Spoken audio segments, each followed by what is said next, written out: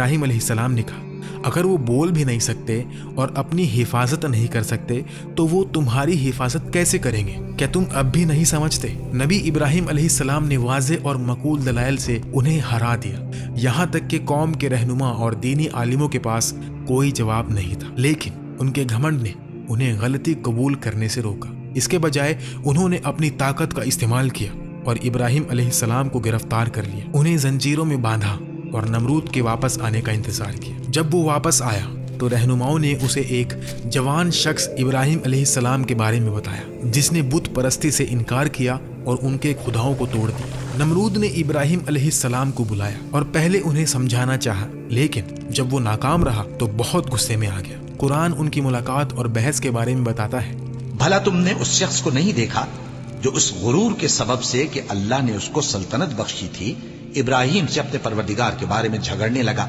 जब इब्राहिम ने कहा मेरा परवरदिगार तो वो है जो जिंदगी देता है और मौत देता है, वो बोला कि जिंदगी और मौत तो मैं भी दे सकता हूं। इब्राहिम ने कहा कि अल्लाह तो सूरज को मशरिक से निकालता है, आप उसे मगरिब से निकाल दीजिए।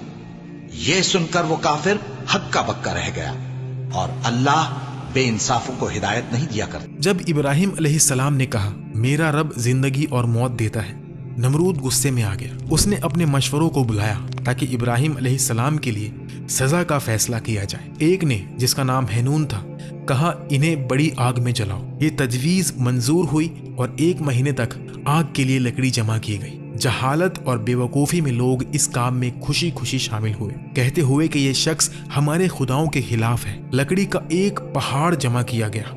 जब आग जलाई गई तो उसकी लपटें आसमान तक उठी।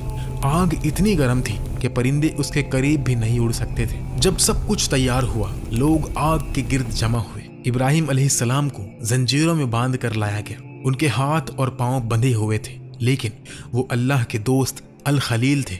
हालांकि वो एक खतरनाक हालात में थे। उनका दिल बिल्कुल सुकून में था, अल्लाह पर पूरा भरोसा और तस्लीम के साथ। उनके दिल में कोई डर या परेशानी नहीं थी। फरिश्तों ने अल्लाह से दुआ की। नमरूद और उसके मशवरों ने फैसला किया कि इब्राहिम अलैहिस्सलाम को आग में डालने के लिए एक बड़ी मंजनिक का इस्तेमाल किया जाए। नमरूद ने सोचा कि इब्राहिम अलैहिस्सलाम को जिंदा जलाने से वो अपने आप को खुदा साबित कर देगा। ये पहली बार था कि किसी ने उसे सच में चैलेंज किया था और वो इब्राहिम अलैहिस्सलाम के अल्फाज का जवाब नहीं दे सका। उसे शर्मिंदगी महसूस हुई, इसलिए उसने सोचा कि उसे जो खुद को खुदा समझता था, इब्राहिम अलैहिस्सलाम को उस आग में डालने का हक था जो उसने बनाई थी। उस वक्त आसमान और जमीन के फरिश्ते हैरान थे और बोले, ऐ हमारे रब, इब्राहिम जो तुझे सबसे ज्यादा याद करते हैं उसे आग में फेंका जा रहा है। वो तेरे नबी है जो तुझे कभी नहीं भूलते। हमें उनकी मदद करने की इजाजत दे। तब अल्लाह ने इजाजत दी। एक फरिश्ता इब्राहिम अलैहिस्सलाम के पास आया और कहा, हवा मेरे काबू में है, अगर आप चाहें तो मैं आग को उड़ा दूं। दूसरा फरिश्ता बोला, पानी मेरे काबू में है, अगर आप चाहें तो मैं पानी डालकर आग बुझा दूं।